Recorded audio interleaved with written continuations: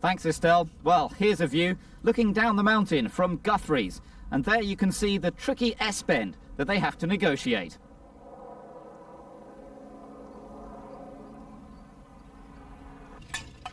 A few last-minute adjustments. Last thing you need is a wheel coming off at 130 miles per hour.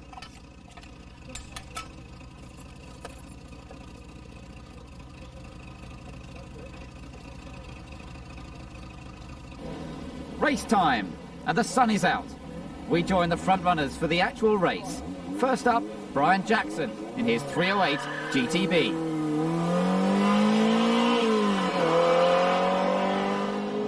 Away from the line, and then it's the hard acceleration up towards the first hairpin. This is the tightest corner on the course.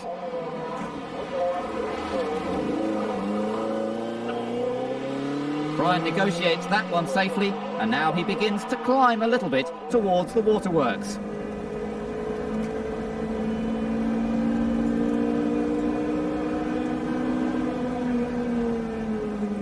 Back on the brakes, through the little kink, and then up towards the sharper right-hander.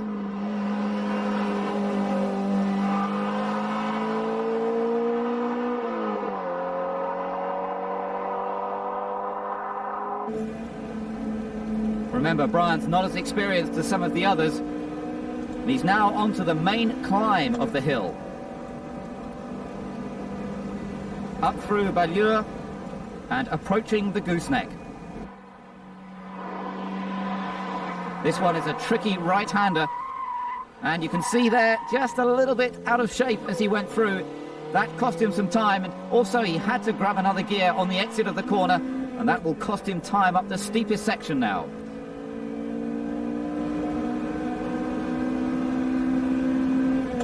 Riding on board with Brian Jackson as he climbs up the hill now. Just backing off a little bit for the curves, these gentle curves, but the rest of the time he's flat out as he approaches the next tricky section. That's Guthrie's, the S-bend that we saw earlier on. The 308 GTB working well, that 3-litre V8 engine powering him up the hill. As he comes up towards Guthrie's, he's building up to around 130 miles per hour.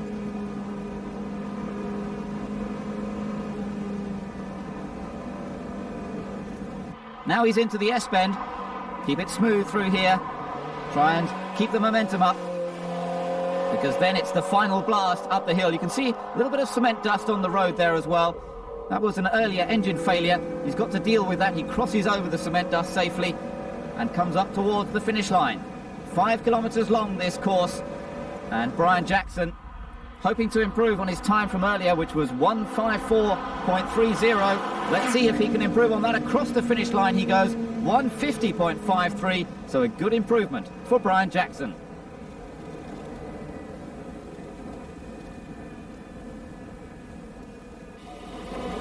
Richard Baker is the next one, ready to take up the challenge. Away he goes, a little bit of wheel spin, but just about perfect getaway for Richard Baker. And he's now coming up towards the Ramsey hairpin. Now, this is where we've got to watch him under braking. Slows it down, turns it in. It's pretty quick through there. Oh, it's a little bit too fast. He's got it sideways. Very close to hitting the grass bank, but he just about saved it. And Richard Baker continues up the climb now. And the next point of call is the waterworks.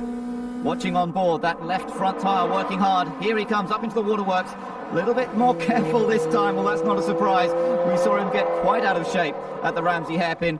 And now Richard Baker just takes it a little bit more cautiously. Fantastic conditions, as you can see. The road surface bone dry now, completely different to those practice runs.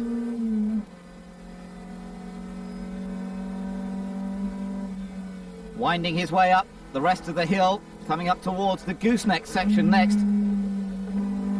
And even through these corners, up to around 90 miles per hour. Now he's into the gooseneck, has to slow it down, and he locks it up there. Braked a little bit too late, and again he has to change down a gear as well. That corner's taken around 60 miles per hour. I think Richard tried to take it a little faster than that. It didn't quite work, but nonetheless he continues up the hill now, climbing steeply. and building up once more, over 120 miles an hour. Building, climbing up the hill, just slowing down now and then for the curves before getting hard on the accelerator once more.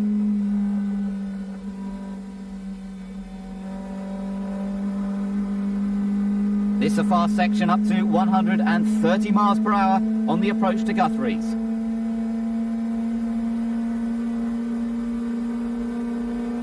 Listen to that engine screaming away. The 3-litre V8 working hard.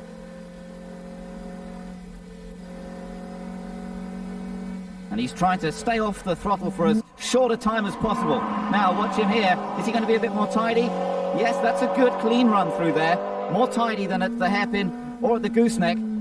So he's just now got to accelerate up the final part of the hill and try and challenge the time that we've seen set already. Brian Jackson, 150.53. I wonder if this is going to be a faster run for Richard Baker. Here he comes up towards the finish line. Across the line he goes. It's a 154.44, so a little bit slower than Brian Jackson, but a good run nonetheless.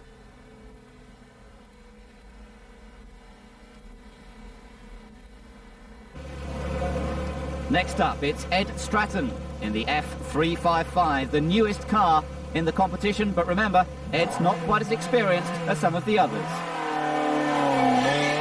Away he goes, but notice there wasn't any wheel spin there, so perhaps not the ideal getaway for Ed Stratton, and this time we're looking back from the top of the F355 into the hairpin now.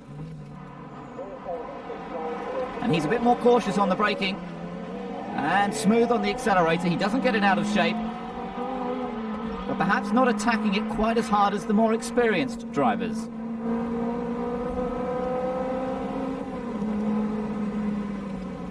Now he's heading up towards the waterworks through the kink just beforehand.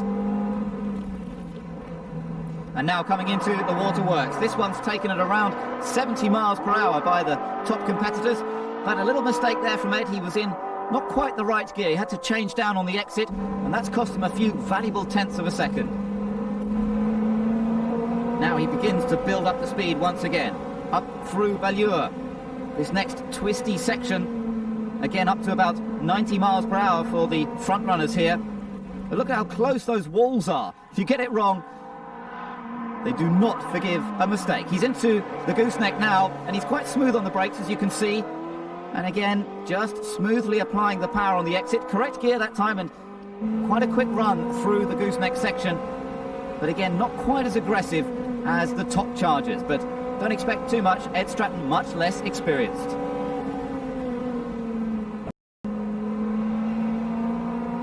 Using the full width of the road, and that's a luxury he doesn't normally have in his F355 when he's driving it to work every day.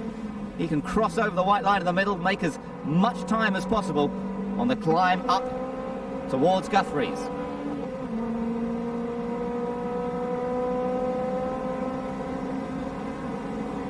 Look how fast those fence posts disappear. That just gives you an idea of how quickly they're climbing this hill. He's into Guthrie's now, through this S-bend, just changing down on the way into the corner and then opening the throttle. And the 3.5-litre engine blasts him back up the hill. Remember, this car capable of 0 to 60 in 4.6 seconds. It's got a 6-speed gearbox. It's ideally suited to this kind of challenge. And Ed Stratton now coming up towards the final part, heading towards the finish line and hoping to improve on his 155.75 that he achieved on the practice. A 154.93, so faster than his practice run, but not quite fastest overall so far.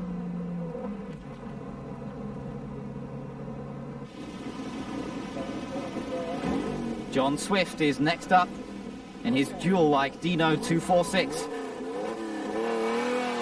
Away he goes, and quite a careful start from John in the older car as he accelerates away up towards the first hairpin, and we go on board with John. Great view from inside the car, but let's see how he takes this hairpin. Slows it right down. Remember, they're right down to about 30 miles per hour there, but it sounds as though he used second gear to me rather than first gear. Perhaps he's just trying to look after that engine more carefully than some of the others. It's a wonderful noise the V6 engine is making as he comes up the hill through the waterworks section. He has to take a gear in between the two right-handers. That's cost him a little bit of time.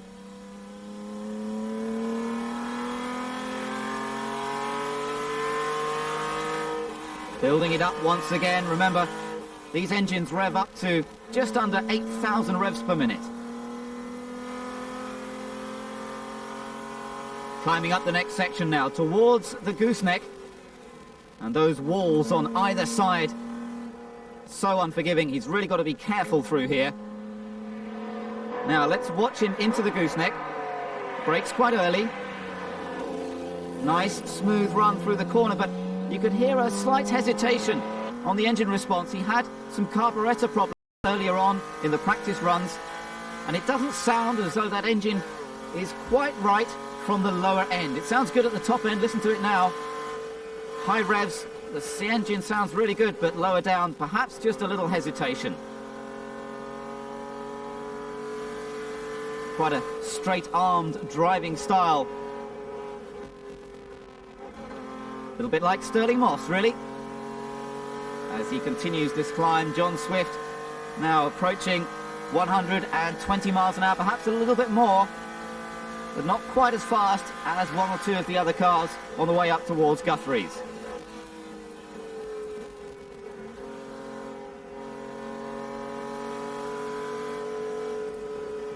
This gorgeous Dino, built at the end of the 60s and the early 70s, up through Guthrie's now. And again, he's not revving it quite as hard as some of the other drivers. So it doesn't look as though this is going to be a record-breaking run from John Swift, but a good, clean run.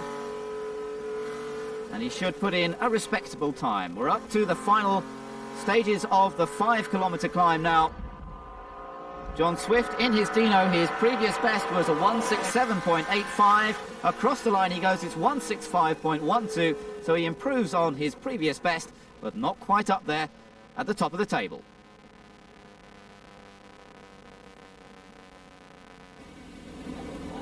Nick Lawrence has to get that trigger plate up the mountain as fast as possible. He's the only driver now who can topple John Goodwin.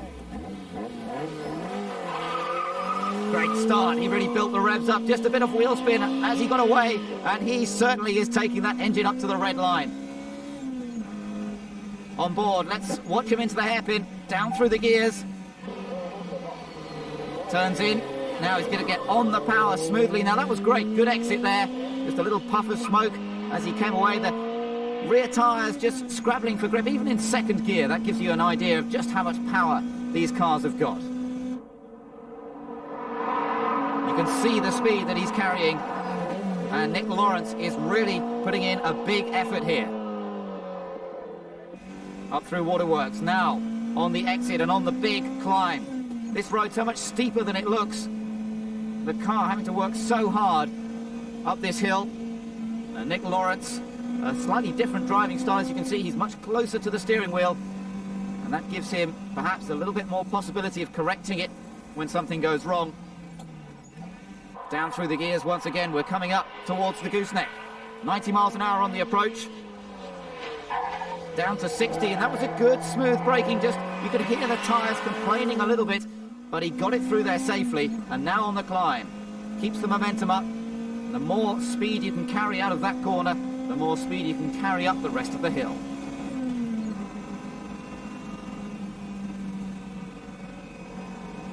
Now through these curves that are almost flat out, but you just have to back off a little bit. There's a lot of bravery involved in this section of the track. Just how fast can you push it?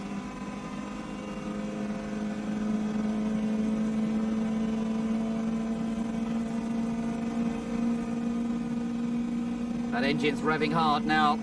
Coming up towards Guthrie's, 130 miles an hour on the approach to the S-bend. And not losing much speed through it either. Good smooth run through there. That cement dust is virtually cleared up now. Fantastic conditions as he climbs the mountain. It would be a wonderful view if he had time to look at it, but he's much more intent on watching the clock. This is going to be a good time. the final metres of the course. And Nick Lawrence, he did a 151.52 earlier on. It's a 148.79. A superb drive from Nick Lawrence, and that really lays down the challenge now to John Goodwin. That concentration says it all. John knows he must put in a devastating run. The pressure is on as he lines up to get away. Let's watch the start and see if it's a good one. The revs build up. And away he goes, and just a little bit of wheel spin. That was pretty good. Perhaps not quite as good as Nick Lawrence, but still a very effective getaway. Now, the all-important hairpin. Down the gears, turns it in. On the power, oh, he gets the back end out a little bit, but he corrects it nicely and doesn't really lose much time because of it, perhaps just a tenth of a second. But that just shows you how hard he's trying. Up towards Waterworks. On the brakes, turns in, back on the power again. Then a little bit of braking for the second part. And you see he comes out close to the wall on the outside. Again, he just had to grab a gear on the exit. Watch how he crosses from one side of the road to the other in an attempt to straighten these curves out a little bit. Over to the right, close into the wall. Try not to clip it. Does a lot of damage if it scrapes down the side of his Mondial. But up towards the gooseneck now. Braking hard. Turns in. Yes, that's tidy. Look at that. The back end again just slides a little bit, but almost perfect from John Goodwin this time.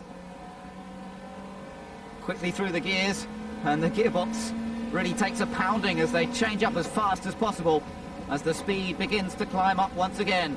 110 miles an hour up to 120, then just a little bit slower again through the bends, but then climbing and more speed as he goes up towards Guthrie's.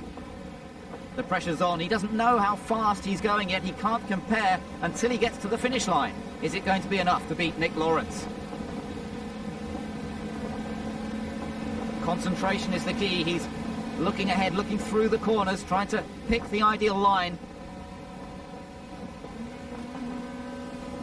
And that engine working so hard. Up to Guthrie's now. Grabs the gear in the middle of the corner. The dust flying, and he's into the final stages. It's going to be a good run, this one. He was fastest after the practice runs, remember, with a 147.75. He's got to match that or better it to beat Nick Lawrence in the final run. He's coming up to the finish line. 5 kilometres of the TT course completed, and is it going to be enough? Yes, it is. 146.32. John Goodwin takes the fastest time, and he is the winner of the hill climb.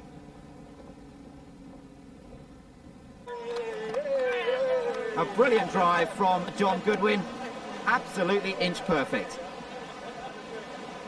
And I suspect that won't be the last beverage today.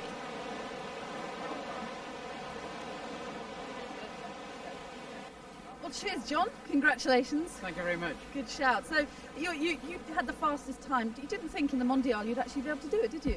Well, it was the chips were down. I got 4 seconds to make up, which is a long time, and we'd only had one practice run, which made it very difficult because it's the longest hill we've ever done in the UK. It's at 3.2 miles long.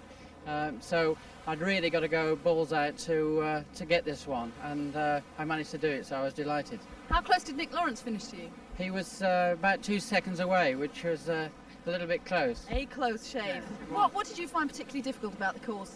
Well, the most difficult thing is it was a brilliant course. It was absolutely wonderful fun because it's wide, it's very, very fast, and you've got a whole series of completely blind bends, which you're taking flat out at well in over 100 miles an hour. And the pure excitement, knowing you can take that corner flat, but just hoping you can't see around the corner and just hoping you're going to make it. Now, it is infamous and obviously sometimes treacherous. Were you scared at all about the number of, I wouldn't say fatalities, but the difficulties that people have on the course? Well, the most unnerving thing was this morning first thing, because there was a lot of oil put on the track before we had our practice run. We were told it was wet at the top. We hadn't had time to walk the course, which we normally do anyway. So we'd actually got to go and blind flat out up there to get a good time with very little knowledge of the course. Right, now you're no stranger to competition. Back in '72 in the Olympics, you're an Olympic rower. Do you think your mental focus on races helps you in the fact that you've been an Olympian? I'm sure that must be the case. I mean, the number of times I've sat on the start representing your country, knowing that you're the person that's got to produce the goods because it's you that's been selected, is a major help when you're sitting on that start line and you've got to go and put the whole thing together in 90 seconds. But driving your Mondial, does it give you the same adrenaline buzz as would be the Olympics? Oh, very much so. It's absolutely, especially this course. This is definitely the most exciting hill climb I've ever done. Absolutely brilliant. Well, you did very, very well. Thank you very much and enjoy the rest of the trip. Thank you.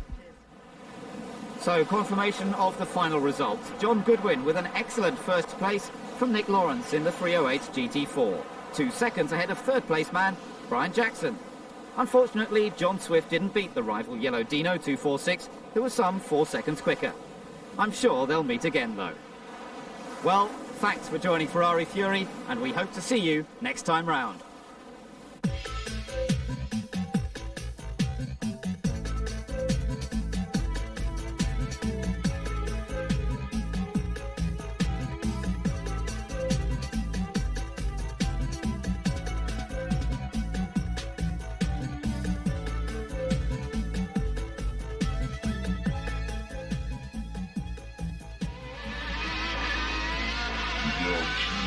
It does not